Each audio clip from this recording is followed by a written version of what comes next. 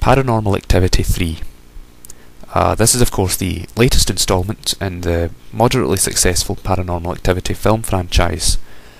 Before I start the review, I should probably just fill you in on what I thought about the other films. I enjoyed them.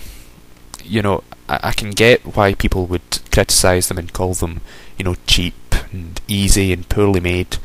But I actually think that's part of the charm. That's part of why they work. Of course, a lot of modern horror films will just splash blood and guts and gore and sex and all that sort of stuff on the screen in like a frenzy, hoping that it will get you scared and enticed. That generally doesn't work for me. So I was quite pleased to see a modern horror film that uses simple but effective tactics to try and get the audience scared on the edge of their seat. And even if you don't think it succeeds, I do admire that it's at least trying to get the audience scared using simple techniques like that. So yeah, I did enjoy it, and I did think it was effective, the first two Paranormal Activity films. So I was quite interested to see this one. The film is of course a prequel to the other two Paranormal Activity films. It shows the two characters from the first and second Paranormal Activity films, the sister characters, in the 1980s as children, and the plot concerns the mother's boyfriend, who asks the mother if he can put cameras in her infant daughter's bedroom at night whilst they sleep, because he believes there's a ghost. Which, of course, if someone were to ask that, you would of course oblige them. I mean, why? There's no reason to be suspicious there. The film as a whole, I'm going to say right now, I think it might be the scariest, the most effective out of the three films so far.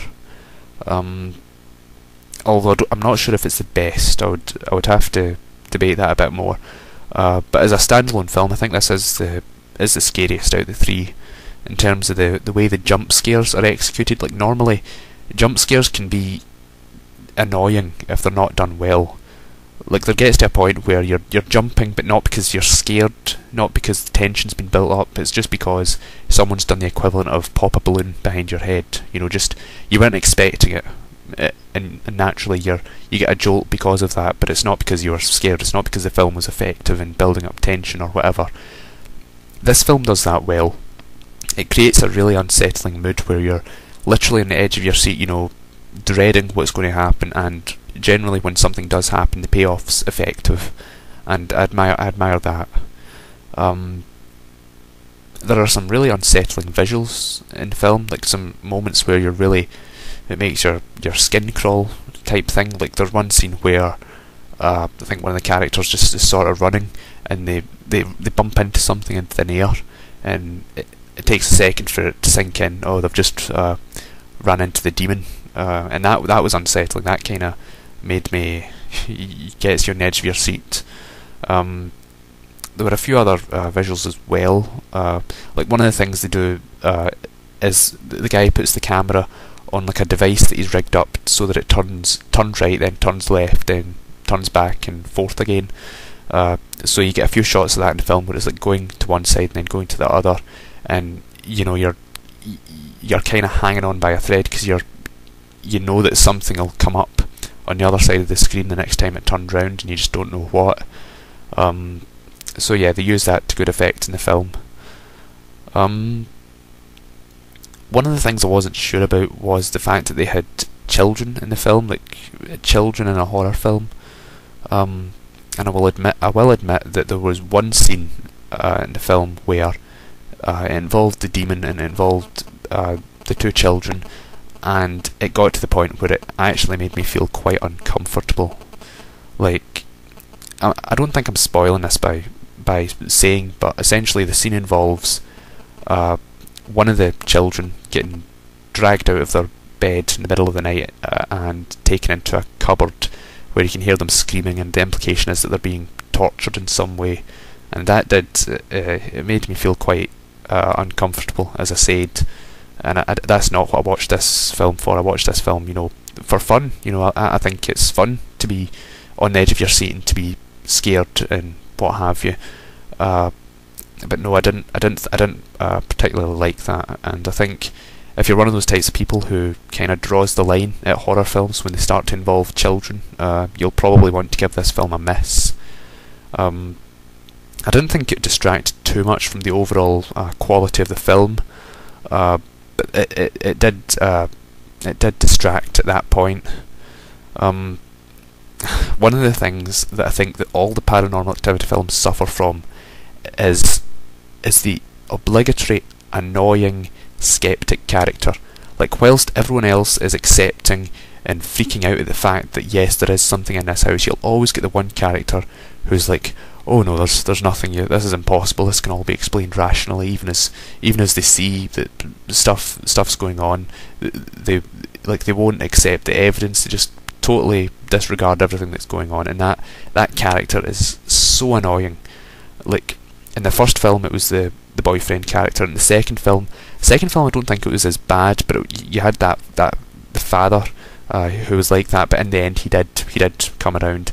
In this film it's the girlfriend character, no, the mother character who's like that.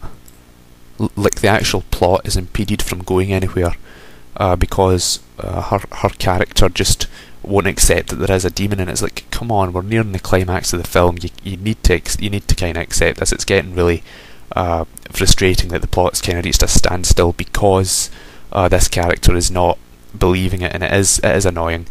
I mean, I think the crown jewel for the most annoying character perhaps in film history has to be the boyfriend in the first Paranormal Activity film. I mean, that was so distracting, because you had the female character in that film. She was saying, you know, oh, this is really bad, the demon's going to do things to us that are unimaginably horrific, you know, we should it could kill us, you know, we should get this demon expert guy in to come in and solve our problems because he'll know what he's doing. And then the boyfriend character just starts going,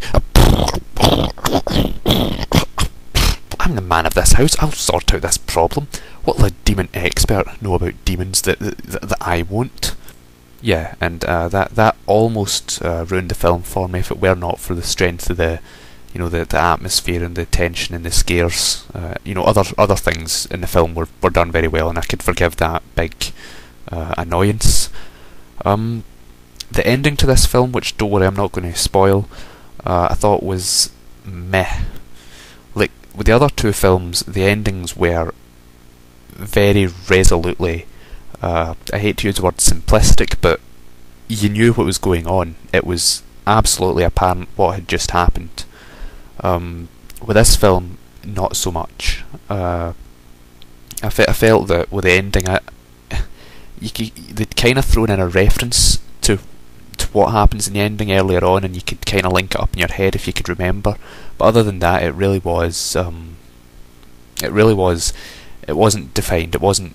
I think this film actually has a different team of like directors and writers behind it. So I don't know. Maybe that's why there's such a discrepancy. But it wasn't horrible. You weren't hit over the head with confusion.